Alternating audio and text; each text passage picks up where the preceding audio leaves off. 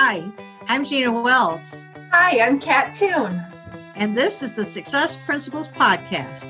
Michigan is known as the birthplace of Motown, headquarters to the auto industry, and home of the beautiful Great Lakes. The Success Principles Podcast features professionals and entrepreneurs with ties to this great state who have demonstrated innovation and success both within and outside of our Mittens border. Hi, and welcome to the Success Principles Podcast. And I am thrilled today to welcome our guest, Ryan Field. Ryan is the lead sports anchor for ABC7 in New York. But before his Big Apple success, you will probably recognize him as the familiar face covering the Pistons, the Wings, the Tigers, all our favorite sports teams right here in Detroit. So welcome, Ryan. Thank you so much for being here. Kat, Gina, great to be here. And boy, you talk about those memories that seems like 2 lifetimes ago, but no doubt a big part of why I ended up here where I am today. And it's been one hell of a ride, to say the least. Well, we missed you. I miss you guys. Misty in your face. Yeah, well, it's funny. I've lived in LA. I went from Detroit to LA and then to New York, but people ask me, where's home? And home is always going to be Michigan, Detroit area, Metro Detroit, where I grew up. I grew up in Troy, went to Michigan State, spent my whole adult life there until 7.5 years ago. So basically, and all my family and friends still live there. So it's always going to be home, despite the fact I live in other parts of the country. Excellent. We don't want to see you wearing a Giants jersey. No, that will not happen. I can promise you. And the only reason that would happen is because then the Jets fans will get pissed off. You see what I mean? We have two fan bases here in town. We can't take any sides. I can't be a Mets fan. I can't be a Yankees fan. You have to be right down the middle. Completely neutral in the middle. So it works out just to stay straight Detroit fan hometown. No question about it. That way they can't get mad at me for taking sides. I just root for teams that aren't even here. So it's just better that way. Well, good. Excellent. Well, we're glad you started out here in Michigan, and you said you're from the Troy area. So tell us a little bit about your family and your high school friends that are still around here. Michigan roots. Yeah, I went to Troy Athens a long time ago. You can look it up to find out just how long ago, but we'll leave it at a long time ago. And I lived right off of 17 and John R., right by St. Anastasia Catholic Church there off of John R. Is where my street was. So I was a stone's throw from school and a stone's throw from mass. So when I looked out the back window and saw church and didn't go to church on Sundays, there was certainly guilt being felt. I know that guilt, yeah. I was all the more reason I should have been there because it was literally right in my backyard. But yeah, I grew up. I have 2 younger sisters. My folks are still together. They're high school sweethearts, which has set a nice example for my sisters and I of what marriage should be all about. I have 2 younger sisters. I have 3 nephews and a niece. So plenty of family to keep me occupied on FaceTimes, which has become, if not a weekly routine, a daily routine to see everybody back home. And I try to get back probably maybe 3-4 times a year. It's a quick flight from New York as opposed to being from LA or living in LA. So I try to get back as often as I can. And, I tell people all the time, when you grow up in the Midwest, it really gives you a good value system. There's just a certain hominess of people that come from there. And even being here in New York City, which is, one of the wildest cities in the world in terms of being a melting pot, you can always kind of see people and notice people that are from the Midwest just by the way they act, the way they treat other people. And I think that says a lot. And I try to bring my Midwestern roots here and make that known, not only the way I treat people here in the newsroom, but I try to portray that on camera to the audience as well. So, it's very much an important part of who I am. And I'm proud to say that I'm from Michigan, and I'm always carrying that flag all the time, no matter where I am. So it means a lot. So you started off in Michigan. Did you always have aspirations to move to New York and be a big news anchor? Tell me a little bit about your interest in broadcasting. So I did, when I was in Troy Athens, I was the sports editor of the school paper. And it was at that point that I realized, before I joined the paper, I realized that I wasn't good enough to play sports for any of my teams in school. So I said, if I'm going to be involved, I'm going to have to be involved in other avenues. So I became the sports editor of my school paper. I'd like to tell you that that's what my varsity jacket said on the back, sports editor, but I didn't want to do that to people. I didn't think that would have been a good move. So I did newspaper all 4 years in high school, and then I went to Michigan State because of their journalism program. And once I got there, they have a campus radio station, they have a campus television station, and I found myself kind of messing around on both of those, just trying to get involved in practicing speaking and projecting and storytelling, all of the above. And I kind of fell in love with TV. And I love when the red light comes on and you're live and you just have to go. And I kind of fell in love with that rush and the energy that comes from that. And from there, I got an internship in Lansing right when I was in school at the Fox affiliate there in Lansing. And they hired me after my junior year. I did the internship my second semester, my junior year, and they hired me right out of my internship. So my senior year at Michigan State, I was the weekend sports anchor, which was kind of crazy because I was taking broadcasting classes, but on TV in Lansing. And my professor, I would come into class on a Monday and he would say, "Hey, I saw your show last night. Pretty good." Which was just really backwards. But I got my start at a young age, and I went from Lansing down to Fox 2 in Detroit, where I was there for 3 years as a producer / reporter / anchor. And then Fox Sports Detroit reached out to me, and I was there for 10 years at Fox Sports Detroit, covering, as you said, Kat, the Pistons, Tigers, and Red Wings, all of our favorite teams. You couldn't watch a game without seeing my face somewhere along the way. So, and that was probably one of the highlights of my career, was being able to cover the teams I grew up watching as a kid. And, I'm flying on the team plane and staying at the team hotel, a lot of pinch me type moments, if you will. And through Fox, once I got word that they were going to launch Fox Sports 1, which is a national sports network, I reached out through the bosses, the powers that be at Fox, and they put in a good word for me with the bosses in LA. And before you knew it, I was on a plane for an interview, and then I was back on a plane for an audition. And then I got the gig in the summer of 2013. I helped launch that network. And I was out there for almost 3.5 years. And then through some circumstances, through no fault of my own, they kind of changed the direction of the network, and they ended up canceling the show that I was on. So when it came time to renew my contract, they couldn't justify paying me because they didn't have enough for me to do. So at that point, I have an agent who's based in Los Angeles.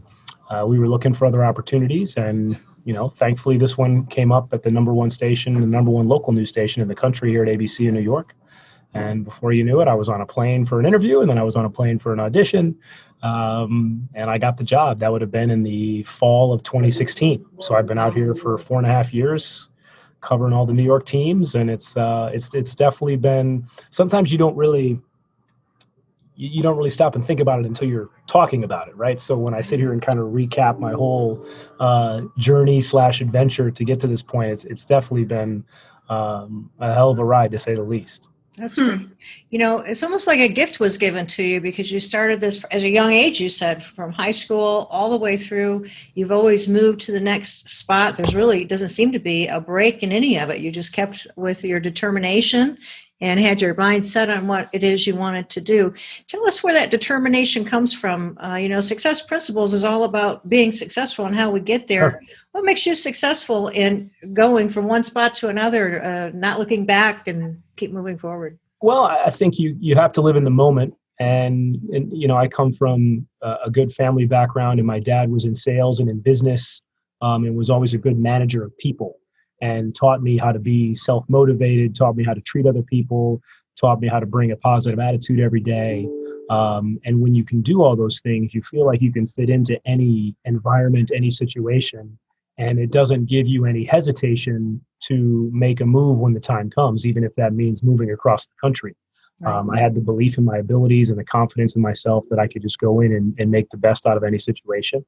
And that's what led me to LA, and then ultimately here to New York. And it's one of those things where, you just have to be willing to roll with the punches in life.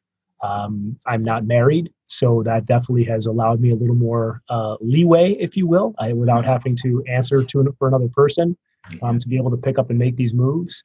And, I always live by the mantra that you only live once. So, make the travels, take the adventures, live it up while you can, because you never know when your time is going to run out.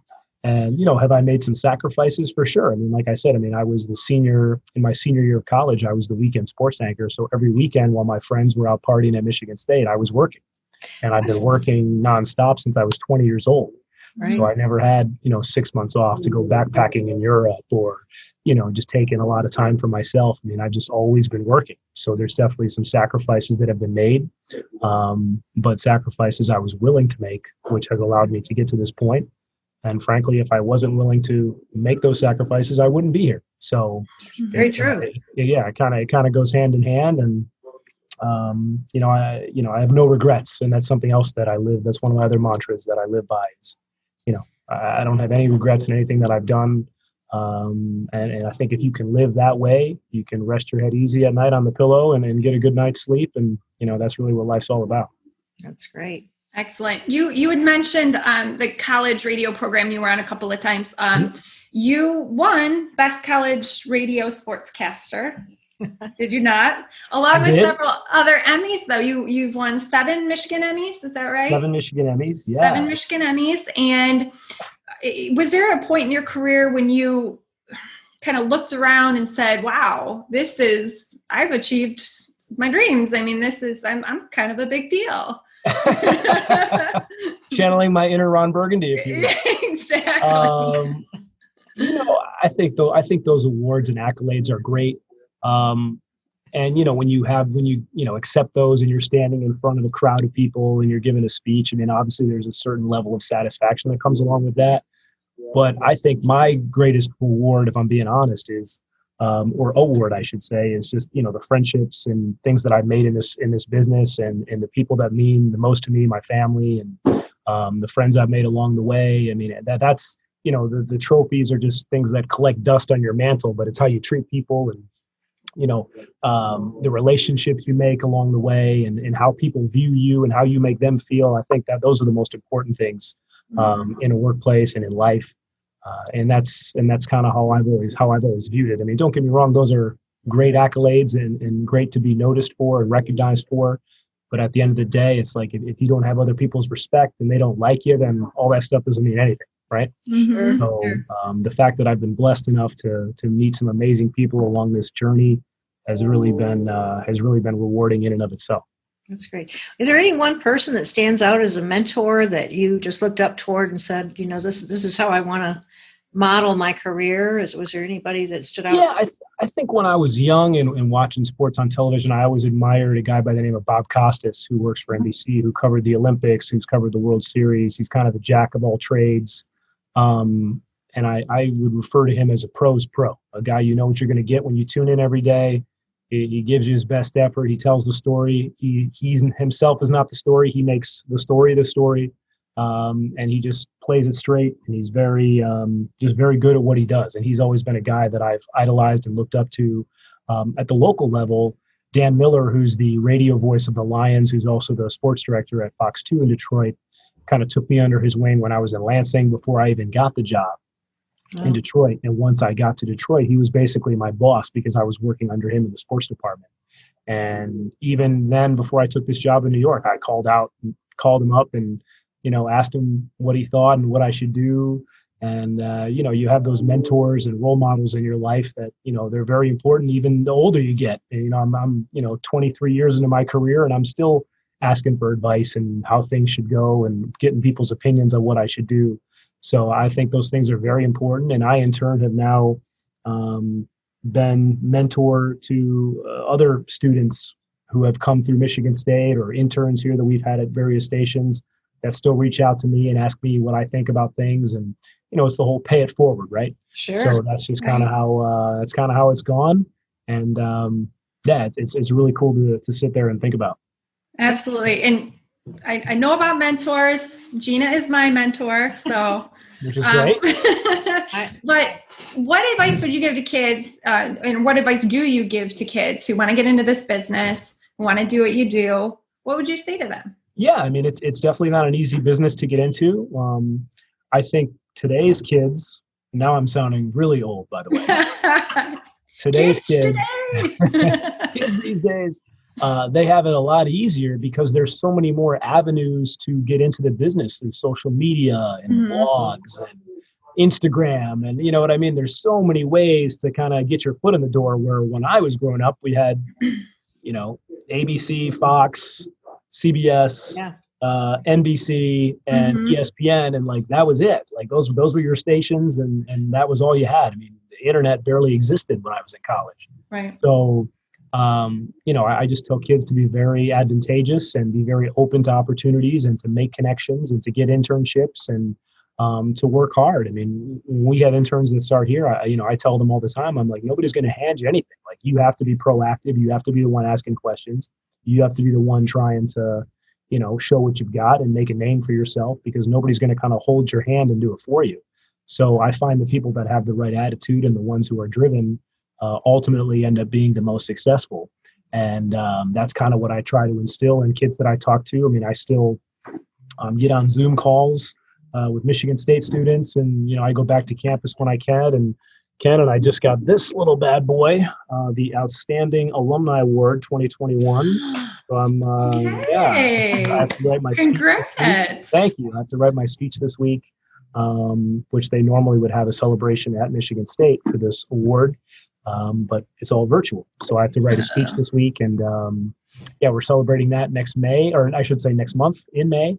So that was kind of, an award, which is cool, but it just means that, the reason why they reached out to me and presented me with this was because it's important for me to give back to the students and, like I said, just to pay it forward.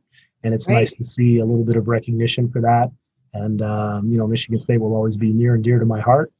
And so it's nice to help out the next generation of broadcasters. That's what the Success Principles is really about, is helping out somebody who wants to do the business that you're doing, or hear about how somebody got where they're at. Right. Because it's not easy, right? It takes hard work and determination. And it sounds like, Ryan, you've been doing that and giving back, and that's what keeps you where you're at. So now that you're in New York, are you planning to stay in New York, or what are some unique things that you have in front of you that you are aspiring to do?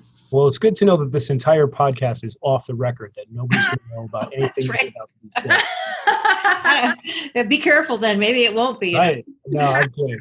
I love it here. I mean, New York's, it's the Mecca, as they say. It's one of the best cities in the world, and there is never a dull moment. We have 9 professional teams. We have 2 soccer teams. We have 4 colleges.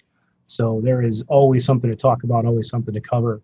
But as you can see by my past experiences, I'm never going to close the door to any opportunities, because you should always be trying to strive and to improve yourself and better yourself and put yourself in the best position possible to succeed. So I'm under contract here in New York.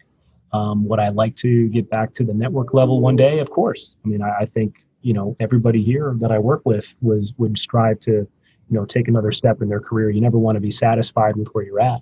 So I'm at a point now where I'm happy where I'm at, but I would never close the door on any opportunity that could allow me to better myself and take another step in my career. Sure. So speaking of opportunity and success, some people may consider the pinnacle of success to be a little show called The Price is Right. You wouldn't be wrong. You would not be wrong, Kat. You, my friend, have been a contestant on The Price is Right. Is that correct? Well, let me put this into perspective for you ladies. I could tell someone that I had dinner in the White House with all the leaders of the free world in one room, having an incredible dinner, talking about how to create world peace, solve the coronavirus, solve all the world problems. I could tell someone that, they'd be like, wow, that's pretty cool. If I tell someone I've been on the Showcase Showdown and The Price is Right, they flip out. They can't believe it. So what did you win? It's such a unique experience, though. That really puts things in perspective for what matters most to me. What did you win? I won. So first off, a little background. My mom was on the show in 1979. Wow. I didn't know that. Yes, and she won a dishwasher and a fur coat. And it's what every woman needs. So in 1979, obviously there were no VCRs. So when the show got recorded, when the show aired on television, my dad had an 8mm camera that he filmed on his shoulder, that he filmed the television. And you can hear me as a 2-year-old saying, "Mommy," and seeing her on TV. And growing up, my mom was a stay-at-home mom with me and my two sisters, and we would always watch The Price is Right. So I had a friend that moved out there after high school and after college she's always been a close friend of mine. And I was going out to visit her, and my mom's like, you should get tickets and get on the show. And I said, yeah, it's not a bad idea. So I go out there, and my friend who I went to visit last minute could not get the day off of work. So she says, I can drop you off. You can just go by yourself, or you can just not go. And I said, well, I'm going to go by myself. So I went by myself to The Price is Right. And they bring you in groups of 10 in front of the producer, and they'll say, Gina, tell me something about yourself. Kat, tell me something about yourself. And I told a little white lie, and I had my Michigan State shirt on, and I said that I was still a college student at Michigan State, even though I was 2 years removed. And it's good that this entire podcast is off the record. So well, plus you've already won your, Yeah, and it was, I think we've reached the point of no return. 20 years ago, I think we're safe now. So I said, so they bring me in, Ryan, tell me something about yourself. I got my Michigan State shirt on. I said, hey, I'm Ryan. I'm a student at Michigan State, first time in LA. I said, I flew all the way in from East Lansing so I could spin the big wheel. And I flash a little cheesy smile, and I see him make a little note. And you don't know that you're going to be picked. They know, but you don't. So the show starts, and this is 2001. So Bob Barker is there, Rod Roddy is there, like all the originals of the show. And sure as heck, I was one of the first 4 people called down to start the show. And I was in the same spot on Contestants Row that my mom was 22 years prior. We were both on the far right side of Contestants Row. And I won a set of mountain bikes to get on stage. I was the first winner. And then I played a game called Pushover, which in my 2 dozen years of watching The Price is Right, I had never seen that game. So, of course, right? So I get there, and then I play a game called Pushover to go to Barcelona for a trip to Barcelona for 7 days, 6 nights. I win the trip to Barcelona. I sit down. They immediately give you tax forms to fill out because you have to pay taxes on all your winnings, right? Mm-hmm. And they said that if you want to, you can refuse the prizes if you don't want to pay taxes. So, of course, I'm going to keep the bikes. Of course, I'm going to keep the trip to Barcelona. So they're like, hey, you got to come back out. You got to spin the wheel. Now, in 1979, my mom lost on the wheel. She never made it to the Showcase Showdown. So I won the wheel, made it to the Showcase Showdown, where I overbid by $3,000. A decision that still haunts me 20 years later, because that is a once-in-a-lifetime opportunity. And much like yourself, both of you, you're like, well, what did you win? Well, I lost the Showcase Showdown.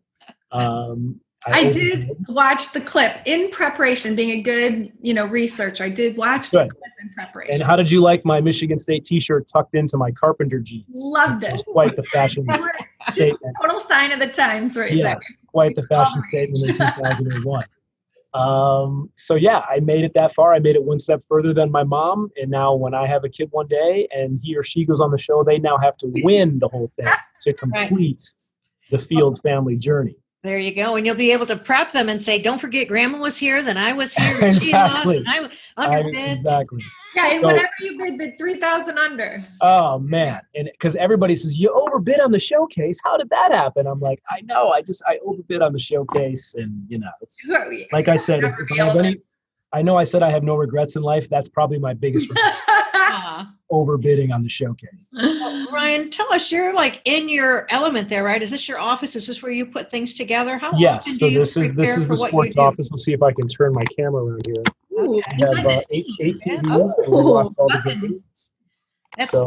Over here is the newsroom, which is around that corner. So that's where all the news and weather and everybody is all set up. And I'm sequestered back here in the sports office. Awesome. Where I spend my time 5 days a week.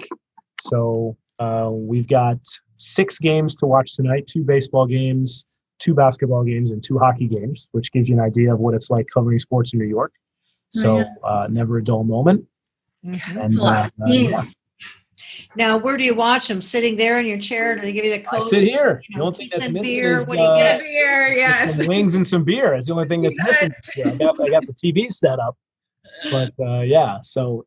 and that's the thing. I mean, sometimes you have to remind yourself that when people are, whether they're on the front lines of COVID or doing these crazy jobs where they're putting themselves in harm's way. I mean, I get to sit here and watch sports for a living. So it's not exactly, a hard day's work by any stretch. So it's important to keep that in perspective from time to time. Well, I gotta say, Ryan, thank you so much for doing this. I mean, I've known you for a while. You're Long time, Kat. long time. It's Go way back.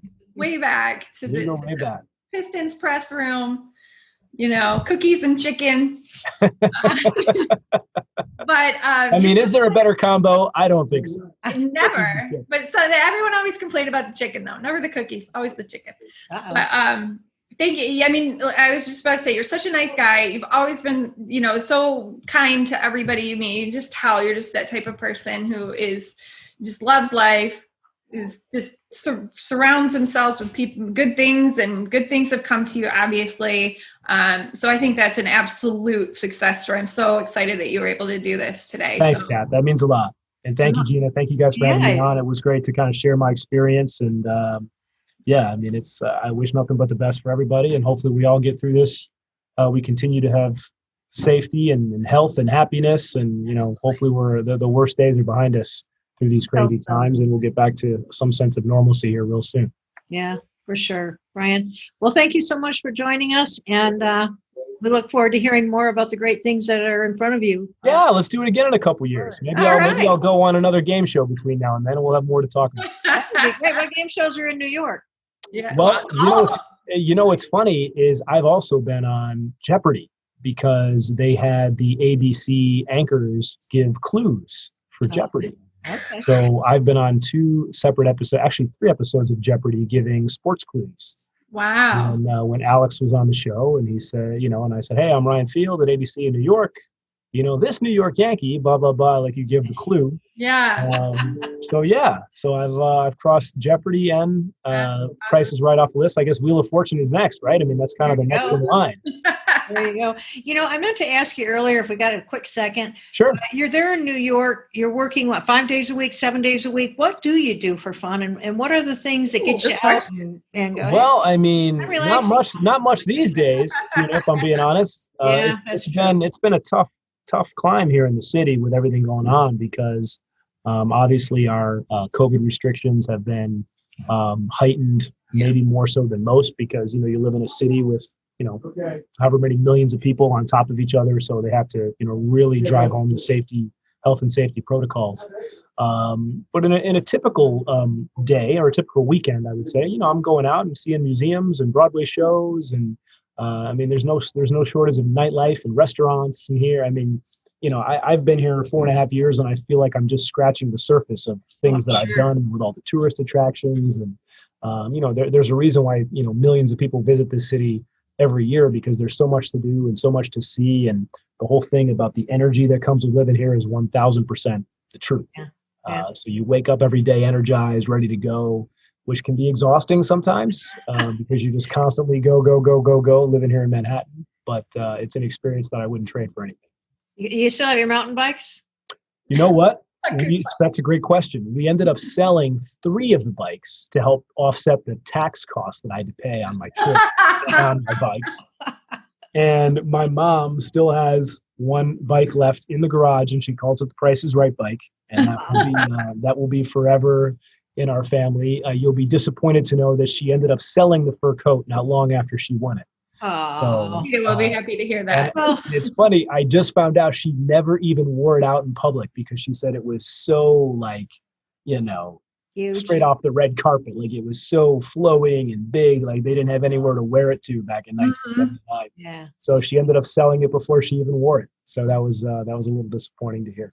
Well, Ryan, next time you have any tax problems or anything, give Kat and I a call because that's what we're successful at is helping people get their assets in order and keep them. I thought you were going to say you're going to pay my taxes for me. No. Yeah. I'm going to show you what's a good way. I will happily reach out to the both of you to go ahead and take care of that. We'd be going broke, Ryan. Well, thank you so much. It's been a pleasure having you. And we'll definitely do this in a little bit too. Yeah, let's touch base again. And very nice to see you both and very nice to meet you, Gina. You as well. Let's do it again soon. Thank you, Ryan. Thank you so much for listening to our show. We know your time is valuable and we appreciate that you have taken the time to stop by for a bit. For more information about the topics we discussed today, there are links in the show notes for your reference. If you'd like to learn more about the Success Principles podcast and about Kat and myself, go to www.successprinciplespodcast.com. Gina Wells is an investment advisor representative of Retirement Wealth Advisors Incorporated, an SEC registered advisor. Success Principles podcast and RWA are not affiliated. Exposure to ideas and financial vehicles discussed should not be considered investment advice or recommendation to buy or sell any financial vehicle. This information should not be considered tax or legal advice. Individuals should consult with professionals specialized in fields of tax, legal, accounting, or investments regarding the applicability of the information for their situation. Past performance is not a guarantee of future results. Investments will fluctuate and when redeemed may be worth more or less than originally invested.